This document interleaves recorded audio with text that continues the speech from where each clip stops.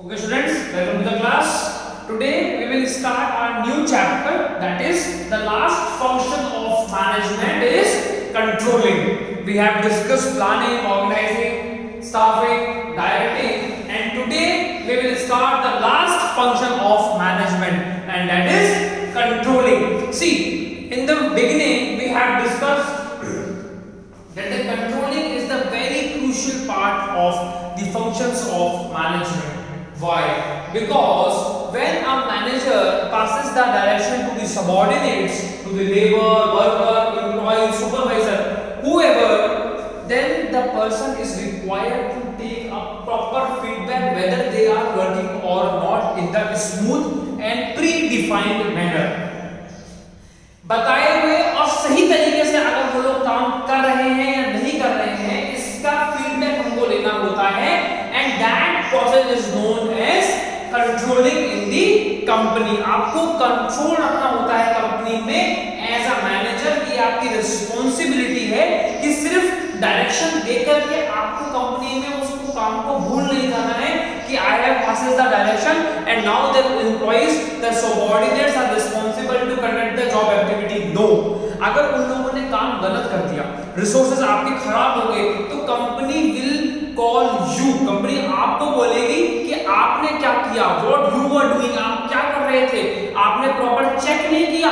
तो that particular checking phase is known as controlling. की जब आप बार-बार चेक कर रहे हो, बार-बार फीडबैक ले रहे हो कि आप क्या कर रहे हो, कैसे कर रहे हो, हमने जो आपको प्री डिफाइंड पॉलिसीज बताई थी उसके अकॉर्डिंग आप वर्क कर रहे हो या नहीं कर रहे हो.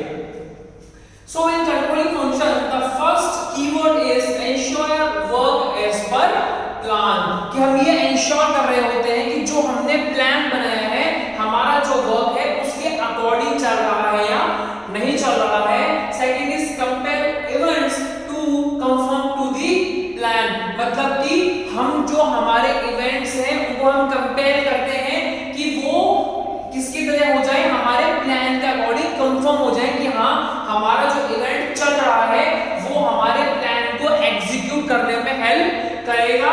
And third one is comparison between actual performance and plan performance. कि लोगों की एक्चुअल परफॉर्मेंस क्या आ रही है और जो हमने प्लान किया था उस परफॉर्मेंस में कोई डेविएशन तो नहीं है, कोई डिफरेंसेस तो नहीं है. तो we will compare the actual performance with the planned performance. कि हमने जो प्लान किया था कि तब employee will conduct the activity in so and so manner, ये हमने क्या किया था, प्लान किया था.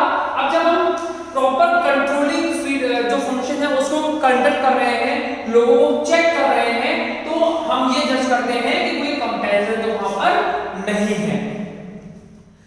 टू एस्पेक्ट्स ऑफ कंट्रोलिंग देखिए, first is strategic control, second is operational control. अभी कंट्रोलिंग जो है वो दो एस्पेक्ट में काम करती है. पहला है हमारा स्ट्रेटेजिक कंट्रोल. इसके अंदर हम ये देखते हैं कि हमने जो स्ट्रेटेजी फॉर्मुलेट की थी किसके लिए, अपने प्लान्स को एग्जीक्यूट करने के लिए, वो स्ट्रेटेजी हमारे लिए पॉजिटिव वे में है या नहीं है, वो हमारे लिए यूजफुल है या नहीं है, उसके अकॉर्डिंग हम हमारे ऑब्जेक्टिव्स को, गोल्स को, मिशन को उसको हम अचीव कर पाएंगे या नहीं कर पाएंगे. तो दैट इज स्ट्रेटेजी कंट्रोल. कि हमारी जो स्ट्रेटेजी है वो फंक्शनल है या नहीं है, वो काम में आ सकती है या नहीं आ सकती है. And the another one is operational control. हम मैनेजरियल एक्टिविटीज को जो हमारे ऑपरेशंस में रन हो रही हैं, हेयर ऑपरेशन मींस प्रोडक्शन, कोई काम हो सकता है जिस काम में आप लोग डील करते हैं, जब वो काम एक्चुअली में इंप्लीमेंट हो रहा है तो वो क्या है, आपका ऑपरेशन है. तो कंपनी का जो मैनेजर है वो क्या देखता है कि हमारी जो मैनेजरियल एक्टिविटीज थी, हमारी जो मैनेजरियल प्लानिंग थी, वो एक्चुअली में इंप्लीमेंट हो रही है या नहीं हो रही है. तो that is operational control. Now nature of controlling देखिए, first is controlling is a goal oriented function. ये कंट्रोलिंग क्या होता है, ये गोल ओरिएंटेड फंक्शन होता है. हम कोई भी जब कंपनी के अंदर गोल डिसाइड करते हैं, उसके लिए मैनेजर जब ड्यूटीज असाइन कर देता है, उसके बाद उसको क्या देखना होता है कि whether the peoples are working और नॉट, लोग काम कर रहे हैं या नहीं कर रहे हैं, सही तरीके से कर रहे हैं या नहीं कर रहे हैं. क्योंकि सही करना बहुत जरूरी है। जब हम काम सही तरीके से करेंगे तभी हम हमारे गोल को अचीव कर पाएंगे। Second is controlling is an all pervasive function. अभी परवेसिव फंक्शन हम कई बार पढ़ चुके हैं, मैं फिर बता देता हूं। परवेसिव मींस होता है applicable at all levels of management. It means top level, middle level और लोअर लेवल। ये कहना चाहते हैं कि controlling is an all pervasive function. जो कंट्रोलिंग फंक्शन है वो मैनेजमेंट के हर लेवल पे एप्लीकेबल होता है। टॉप लेवल मैनेजमेंट ही नहीं, लोअर लेवल मैनेजमेंट को भी अपना कंट्रोलिंग फंक्शन इंप्लीमेंट करना होता है। सुपरवाइजर को लेबर का काम देखना है कि वो लोग सही तरीके से काम कर रहे हैं या नहीं कर रहे हैं। जो मिडिल लेवल में मैनेजर्स काम कर रहे हैं उनको ऑर्गेनाइजेशन में काम कर रहे सुपरवाइजर, लेबर सबको देखना है। टॉप लेवल मैनेजमेंट को नॉट ओनली मैनेजर्स, वो लोग डायरेक्टली सुपरवाइजर्स को भी चेक कर सकते हैं कि ये लोग सही काम कर रहे हैं नहीं कर रहे हैं। तो controlling is applicable at all level, top, middle and lower level. Third one is controlling is both backward looking as well as forward looking. हम कंट्रोलिंग दोनों तरीके से कर सकते हैं। बैकवर्ड लुकिंग मतलब कि हमने पिछले टाइम में क्या किया था, फॉरवर्ड लुकिंग हमें आगे क्या करना चाहिए।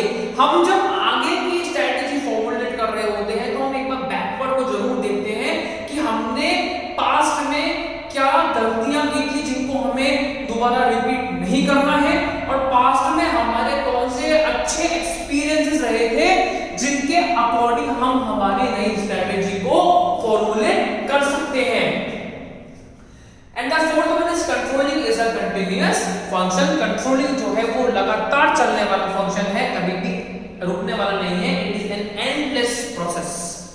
सो next we are having is importance of controlling. First is helps in achieving organizational goal. Yes, we have discussed that if the company is implementing the controlling function in a smooth manner, बहुत अच्छे तरीके से अगर company में controlling function implement हो रहा है तो आपको किसमें हेल्प मिलेगी, आपके गोल अचीवमेंट में हेल्प मिलेगी। क्यों? क्योंकि आप जब बार-बार चेक कर रहे हो कि हमारा जो प्लान परफॉर्मेंस था वो हमारे एक्चुअल परफॉर्मेंस से मीट कर रहा है या नहीं कर रहा है, तो आप क्या किसकी तरफ जा रहे हो, आप गोल अचीवमेंट की तरफ जा रहे हो। कि अगर कोई काम गलत भी हो रहा होगा तो आप उसको एट ए टाइम स्टॉप कर दोगे। Second we are having is judging accuracy of standards. यहां आप क्या करते हैं, यहां आप एक्यूरेसी को, स्टैंडर्ड को आप जज कर सकते हैं कि whether we are in a right direction और नॉट। कंपनी ने जो आपको प्लान फॉर्मुलेट किए थे आप उसके अकॉर्डिंग वर्क कर रहे हो या नहीं कर रहे हो, या कर पा रहे हो या नहीं कर पा रहे हो, आप स्टैंडर्ड्स को मेंटेन कर पा रहे हो या नहीं कर पा रहे हो। Third one is making efficient use of resources. Company में हमारे पास जो रिसोर्सेज होते हैं वो बहुत ज्यादा प्राइसलेस होते हैं, बहुत वैल्यूएबल होते हैं, वो बहुत ज्यादा यूजफुल होते हैं। तो आपको क्या करना है, उनकी वेस्टेज को रोकना है, और वेस्टेज को रोकने के लिए आपको लेबर्स को बार-बार कंट्रोल करना होगा, उनको बार-बार चेक करना होगा कि वो सही काम कर रहे हैं या नहीं कर रहे हैं, कोई रिसोर्सेज वेस्ट तो नहीं हो रहा।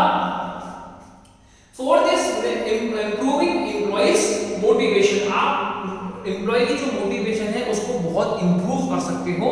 कैसे कर सकते हो?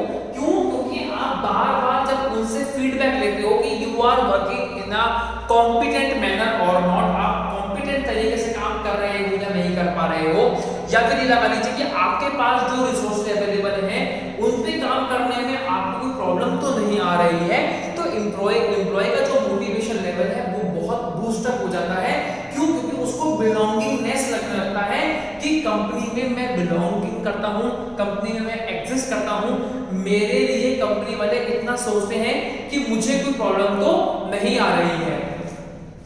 Next we are having is ensure order and discipline. देखिए कंट्रोलिंग जो है हमारा वो ऑटोमेटिकली क्या है, वो ऑर्डर है। मतलब कि जब मैनेजर ने आपको डायरेक्शन दे दी है, आपको ऑर्डर दे दिए हैं, तो ये क्या एंश्योर करता है कि जो कंपनी की एम्प्लॉइज हैं वो ऑर्डर्स को फॉलो अप कर रहे हैं, वो उनको प्रॉपर्ली प्रॉपर्ली एग्जिस्ट कर रहे हैं एम्प्लॉइज में, और जो डिसिप्लिन है वो हमारा बहुत अच्छे तरीके से फॉर्मुलेटेड है कंपनी के अंदर। हमने जो रूल्स बनाए हुए हैं, हमारे जो स्टैंडर्ड्स हैं वो कंपनी में इंप्लीमेंट हो रहे हैं।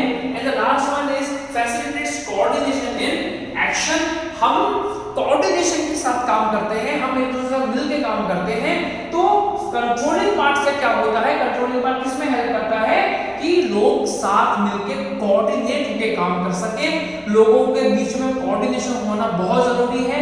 क्यों? क्योंकि अगर कोऑर्डिनेशन नहीं होगा तो डुप्लीकेसी ऑफ वर्क का बहुत ज्यादा खतरा बना रहता है कि आपके रिसोर्सेज वेस्ट हो जाएंगे, एक ही काम दो बार हो जाएगा। तो that is why controlling is very much important in coordination. So this is all about the controlling, the basic concept of controlling, the aspects, the nature and the importance of controlling. Thank you.